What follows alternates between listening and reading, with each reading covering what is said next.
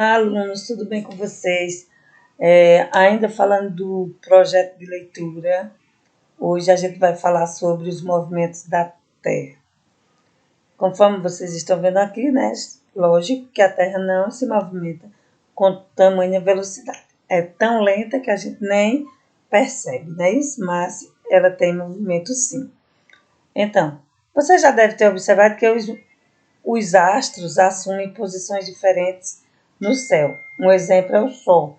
Desde seu nascer até o pôr do Sol, ele ocupa diversas posições no céu durante o dia.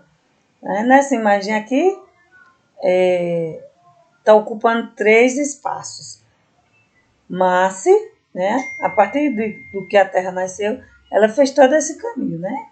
Que a gente está vendo aí, todo esse caminho, até ela chegar aqui e se pôr. Então, esse a gente chama de um movimento aparente do Sol.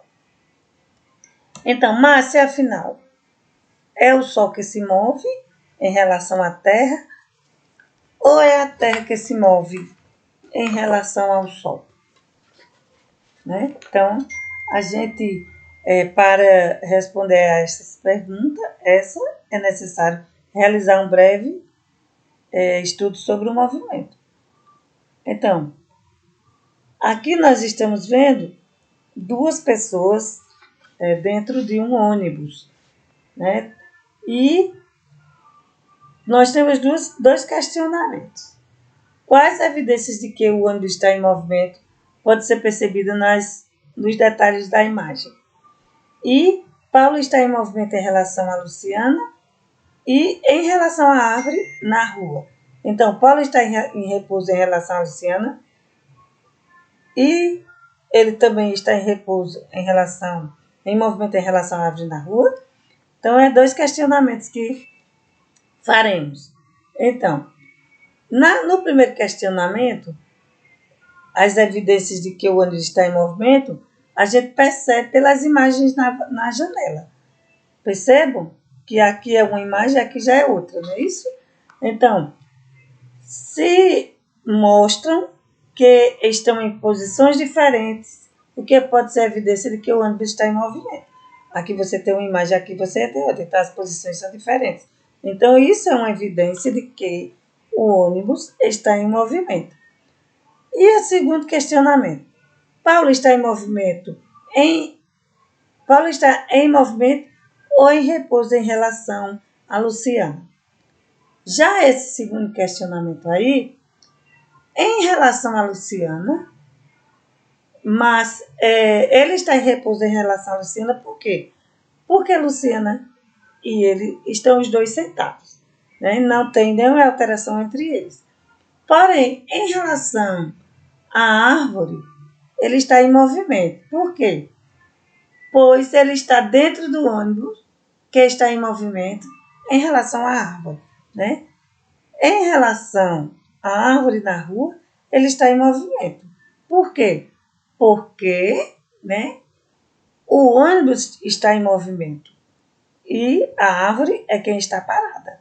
Então, ele está em movimento em relação à árvore na rua. Então, todo movimento é relativo, ou seja, ele depende de um referencial.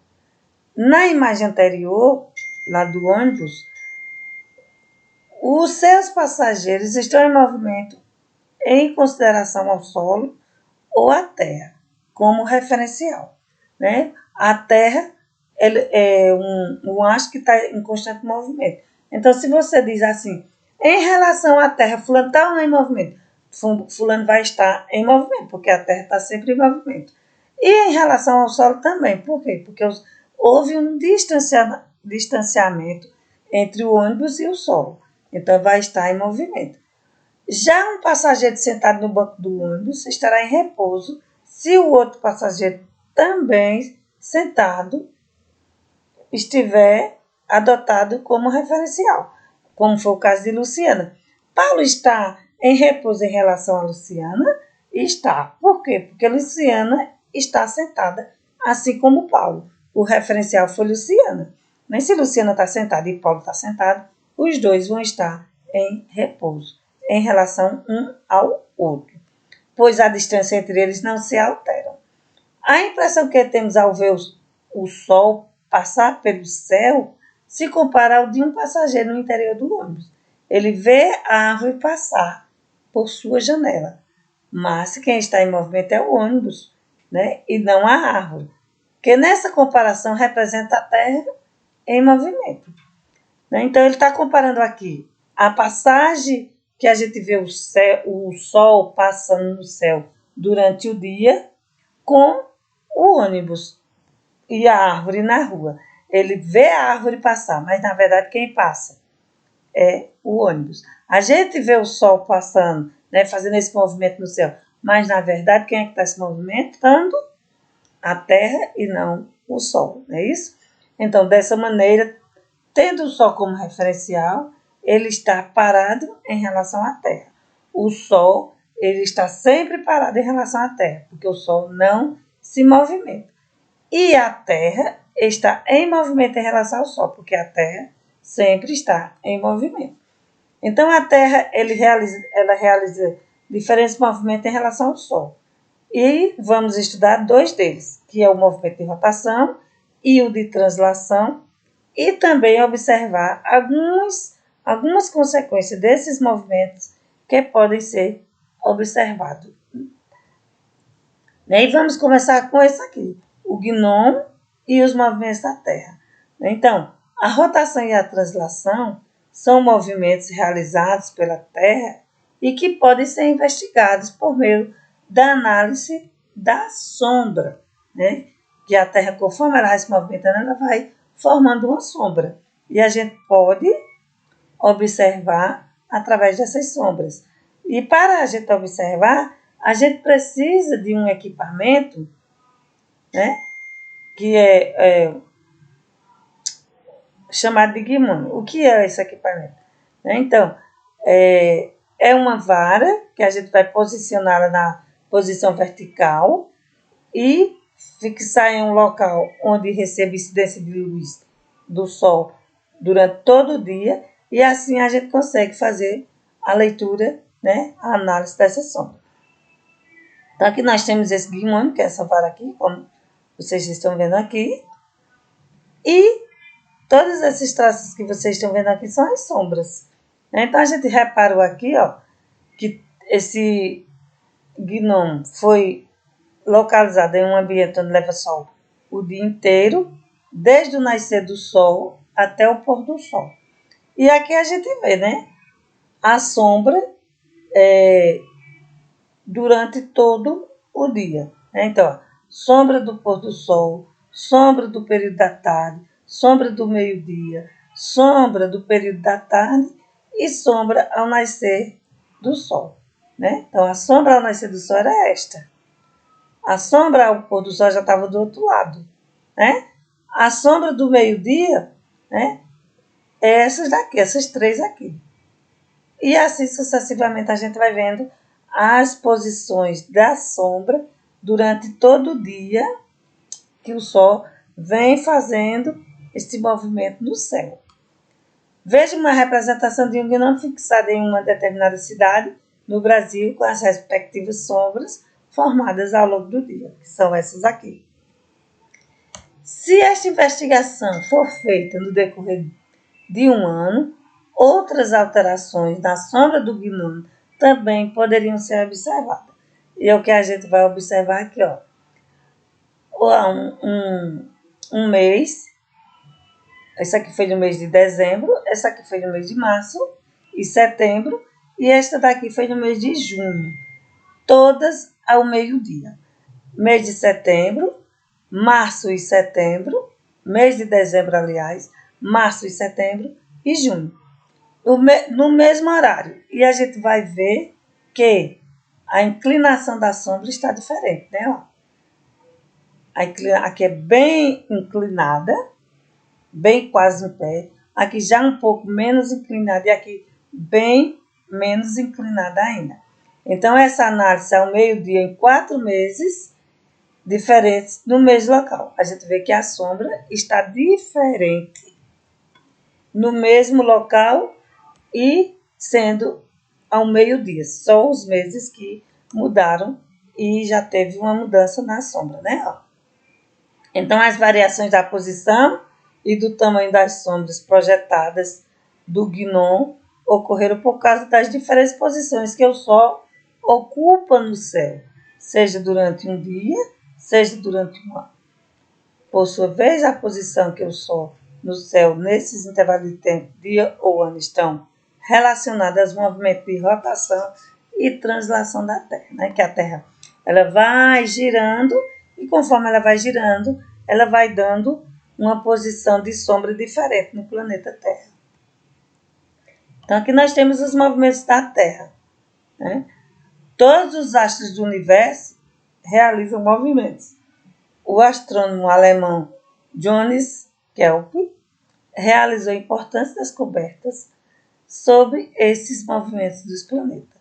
Então, aqui nós estamos vendo todos os planetas e todos eles estão em movimento, certo? Ó, será que vocês percebem a Terra? A Terra é o terceiro em relação ao Sol, né? Que é isso aqui, ó. Ai, cadê? Este aqui é a Terra. Então, conforme, né, eles vão se distanciando do Sol, eles vão demorando mais tempo também para dar essa volta, certo? A Terra dá essa volta ao Sol em um ano, né? Como a gente já sabe. Então, o movimento de rotação. O que é o movimento de rotação? Ele corresponde ao giro que a Terra executa ao redor de si mesma, isto é, em relação a um eixo imaginário que passa pelos polos do planeta. Esse movimento é responsável pela ocorrência dos dias e das noites, pois uma região diferente fica exposta à luz do Sol com o passar das horas do dia. Então, o eixo imaginário que a gente fala é isso aqui, ó. Isso é imaginário, não existe, né? E ele está nos polos, que os polos do planeta, essa parte aqui, certo?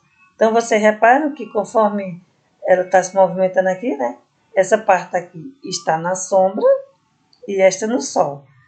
Vai ter uma hora que esta daqui, ó, vai estar na sombra e essa no Sol e assim sucessivamente. Então, uma volta completa da Terra em seu movimento de rotação dura 23 horas, 56 minutos e 4 segundos. Por isso é como dizermos que um dia dura 24 horas. Então, para a Terra fazer esse movimento todinho em volta de si mesma, ela dura 24 horas. Então, 12 horas, uma parte do planeta vai estar na sombra e 12 horas vai estar no escuro. Então, vai estar no claro, né? Na luz, sobre a luz do Sol. Então, uma parte vai estar dia e outra parte vai estar noite. Então, o movimento de rotação gera o quê? Os dias e as noites. Já o movimento de translação, né, corresponde ao movimento que o planeta executa ao redor do Sol. Aqui, ó, a Terra está girando em torno do Sol. A trajetória que o planeta percorre é chamada de órbita. Então, essa trajetória aqui que o planeta está fazendo é a órbita.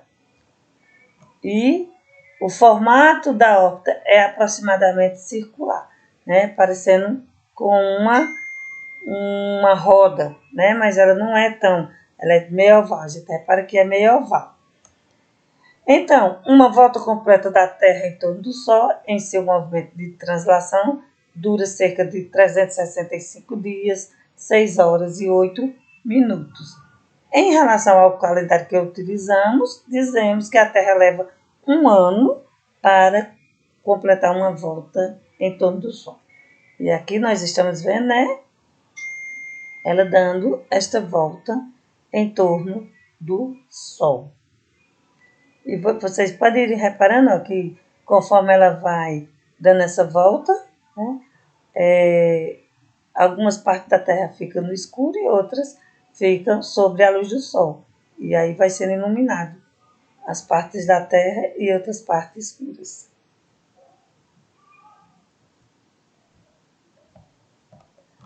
Seguindo,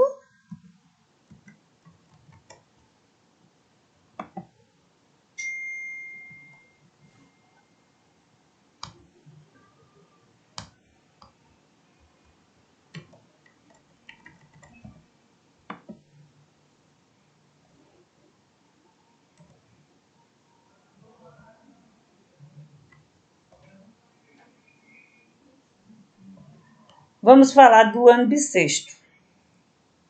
O ano bissexto é um ano cujo mês de fevereiro vai ter 29 dias. Né? Então, a cada 2 anos, a gente vai ter, aliás, a cada 4 anos. O que aconteceu, Pai Eterno?